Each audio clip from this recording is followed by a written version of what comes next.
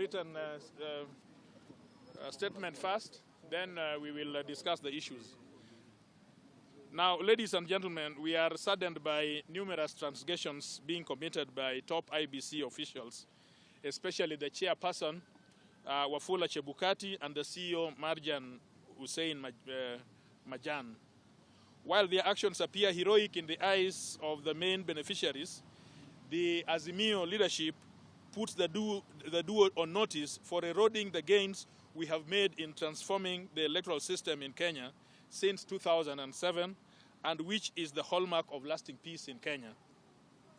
While Kenyans envisioned IEBC to be an independent commission, guided by objectives prescribed by Article 249 of the Constitution, namely the protection of sovereignty of the people and securing observance of democratic values and principles of promotion of constitutionalism, the conduct of the two individuals, Majan and Chebukati, supported by a minority of the commission members, portray an institution that has surrendered its independence and disregarded the rule of law and has resorted to bootlicking the executive it connived with the judiciary to establish for personal benefits as follows.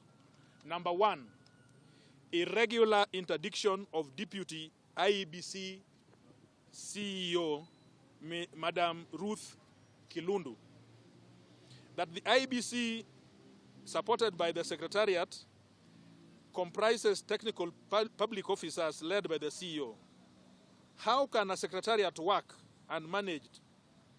How the Secretariat works and managed is well provided for under the IEBC Act and the IEBC Human Resource Manual. We are saddened that despite clear provisions of how to handle disciplinary matters, the manner in which Madam Ruth Kilundu has been treated by Chebukati and Majan is not only a breach of set guidelines, but is part of a well-orchestrated scheme to intimidate public officers who stand for the rule of law, but also question upholding free and fair elections. Madam Kilundu has been accused of what Mr. Majan terms arranging an illegal commission plenary meeting. One wonders what constitutes illegal plenary meeting and who are the attendees. Assuming that this is a genuine disciplinary matter, there is an elaborate procedure of how such matters should be handled. This concerned officer must be accorded a fair hearing, which begins with responding to a show cause notice. In essence, the commission must sit in plenary and resolve that CEO issues the show cause letter, which may be followed by interdiction or suspension if further investigations are required. No such or semblance of such procedure was followed, since Mr. Majan, acting in concert with Chebukati, had an ulterior motive to achieve, which he literally interdicted Madam Kilundu as a way of punishing her for standing with the truth. Then there is nepotism, favoritism, and unfair practices, which Honorable Osotsi will talk about, and even tribalism, which Honorable Osotsi will talk about. You will read, I will give you this statement so that you are able to have it firsthand. But without the functional secretariat, the IEBC is, as currently constituted, cannot be trusted to discharge its constitutional mandate as set out in the Constitution. In fact, the Supreme Court, in its ruling, emphasized on impartiality and professionalism of the Secretariat as a precondition for free and fair elections.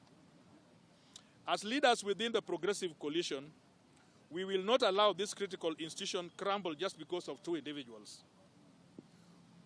We know that Chebukati is soon leaving the commission with this newfound regime, and we will not allow him to destroy the structures that Kenyans have fought hard to establish.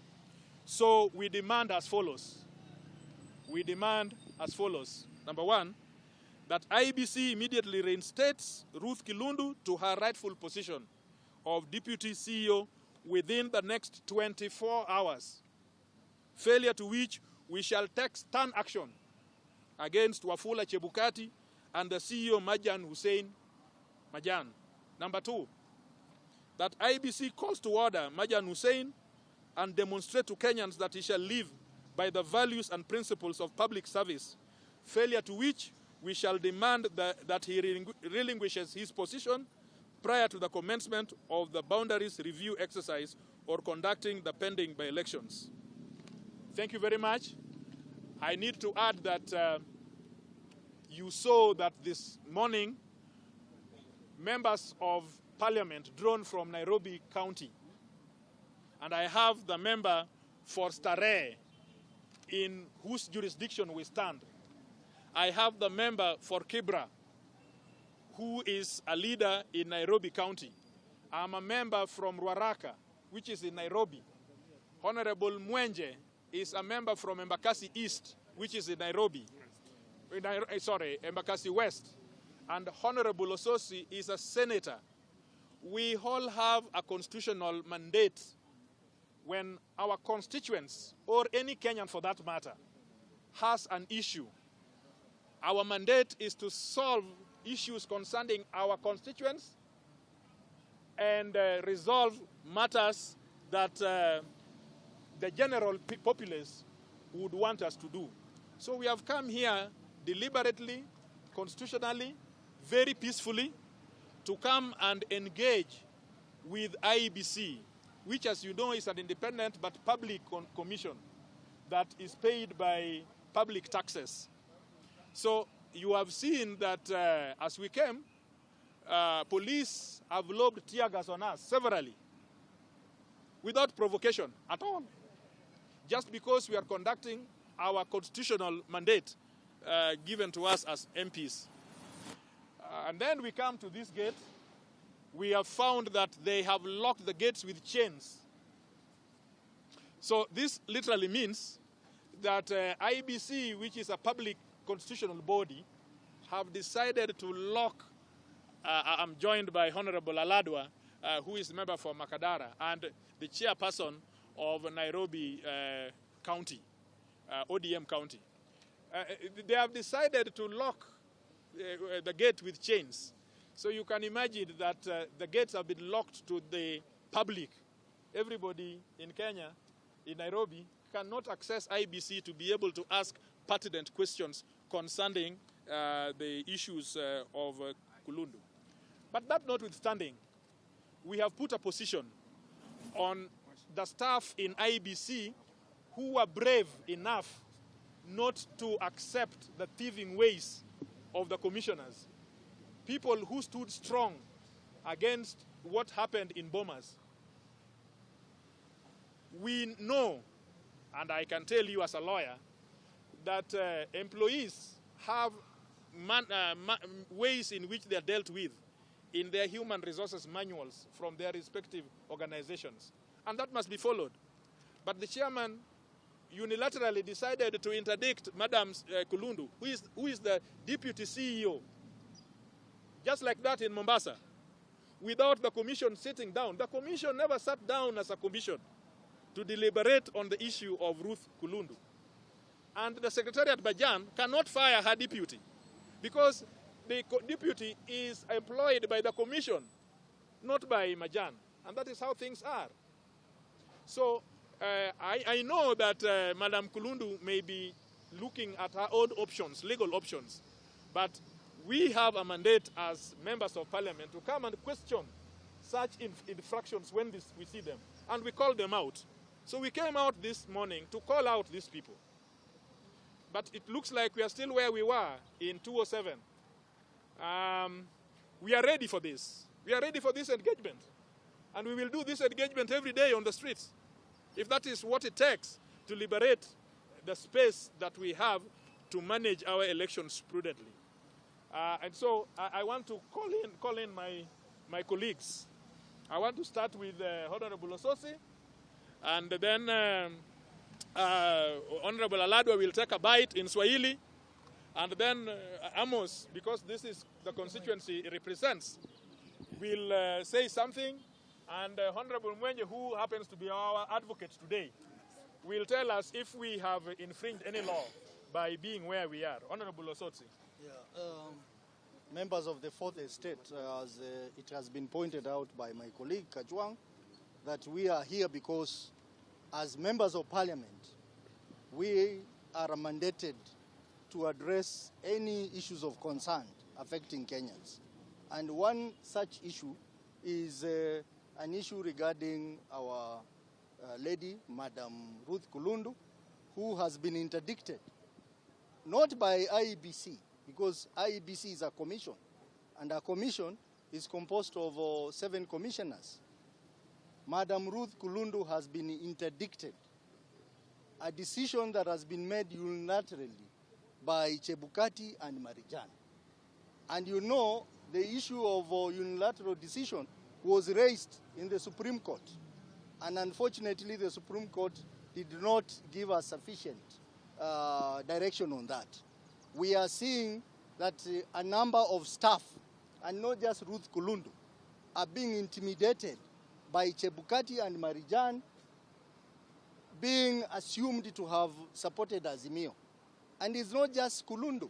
We know, like in the Department of Boundaries, we have information that the head of that department, Madam Caroline Manyange, has also been relegated and her duties are now being performed by her juniors.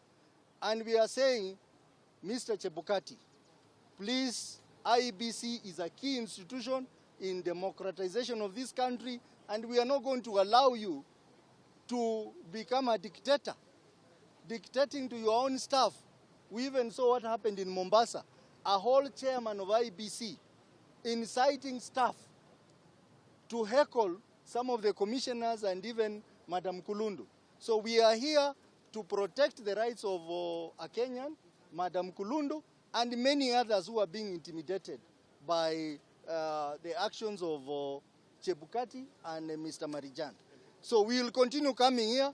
We are told the chairman, when he heard that we are coming, he disappeared from the office. The doors have been locked, the gates have been locked, but we will continue pressing this matter, even in parliament or wherever, so that Madam Kulundu gets her justice. Because you cannot be intimidated, because you have been assumed to be supporting Azimio coalition. There is no evidence at all that Madam Kulundu was supporting Azimio. And we are saying that Bwana Chebukati, by now you should have gone for your leave. He has 180 days to take leave before January. What is he still doing in the office? And even starting the boundary review process, and procedurally and illegally. So that is already a scheme to start the process of rigging the 2027 election by manipulating the boundary review process. Thank you. Asante sana. Asante kwa niaba ya wajumbe wetu wa Nairobi na Kenya mzima wa Azimio. Tuko hapa, tumekuja kwa amani, kwa sababu tunahitaji amani, na tulikuwa tumekubaliana siku ya leo kwamba sisi tumehuzunishwa sana na kitendo cha mwenyekiti wa tume cha IEBC, kwa sababu ile ambayo inafanyika katika IEBC sio ambayo inafanyika kwa Wakenya vizuri. Hawa IEBC ni watu wameandikwa na pesa za wananchi, na sisi kama wale pia tunakata ushuru kusaidia tume. Tunahuzunishwa kuona kwamba kuna wale wanatolewa bila haki yao na ni wafanyikazi wa IEBC. Madam Kulundu anatoka Western. Madam Kulundu ni mtoto wetu na msichana wetu, na sisi tunatoka mkoa wa Magharibi. Hatutakubali kuona ya kwamba mtu kutoka Magharibi anatolewa kazi kiolela olela.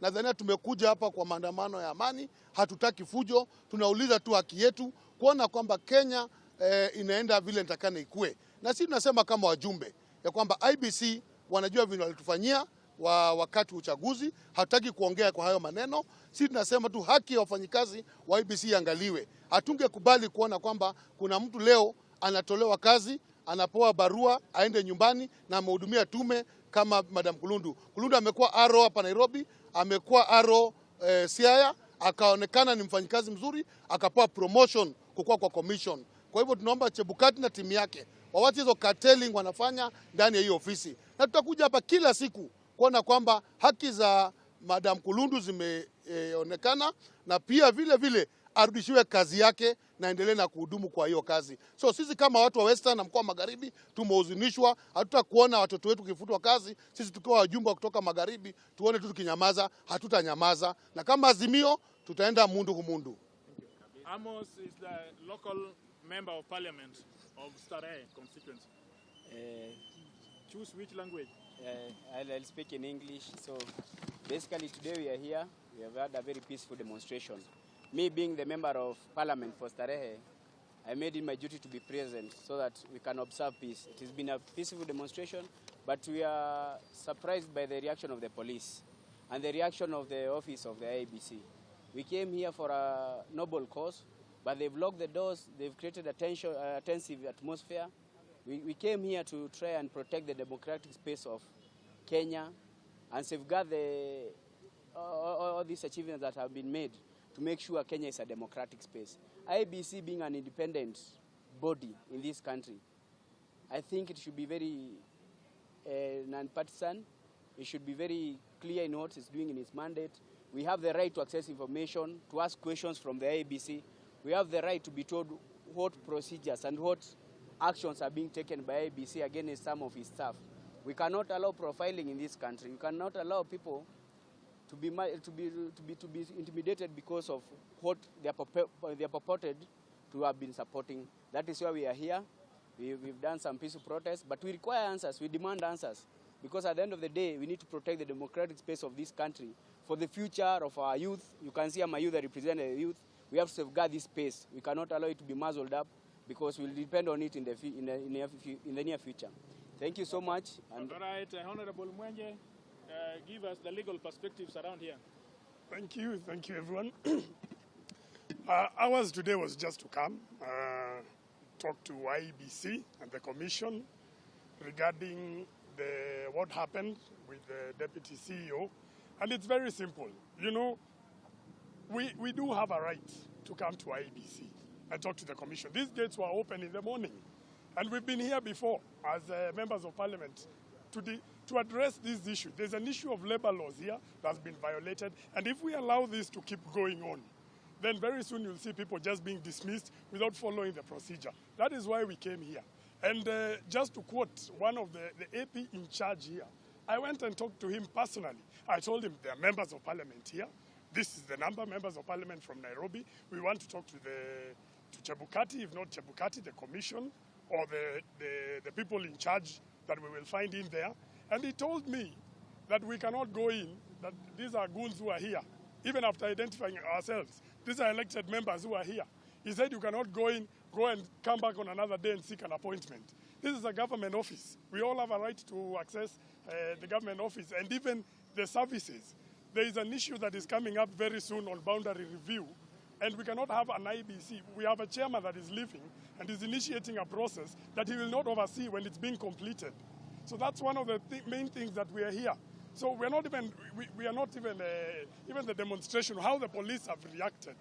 It's completely out of order, because nobody here has come to cause any violence. It's just this number you're seeing here that wanted to access the office. They have locked the government office. Maybe they will give you the reason why, but as far as we know, there's no law that has been broken by ourselves.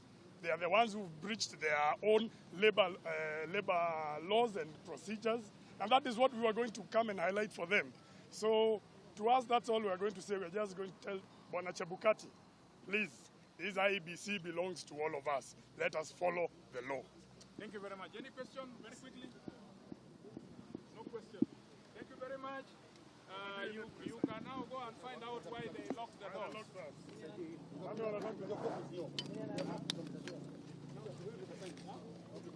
Now, Phil, wait, Phil. Come here. Phil. We have, unfortunately, we only have one copy that you have signed. So,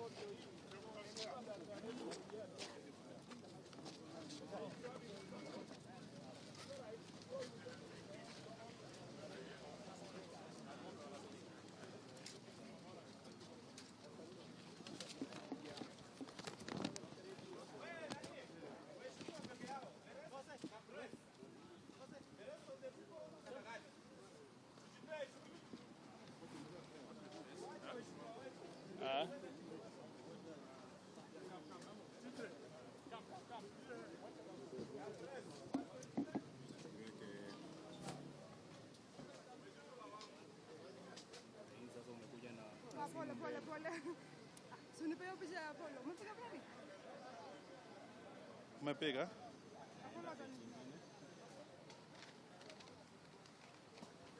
Kuja kuwajua. Hizo shadows zina nini?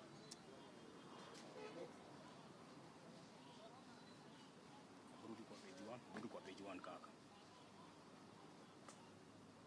Piga. Rudi kwa page 1. Piga alafu nisukumie.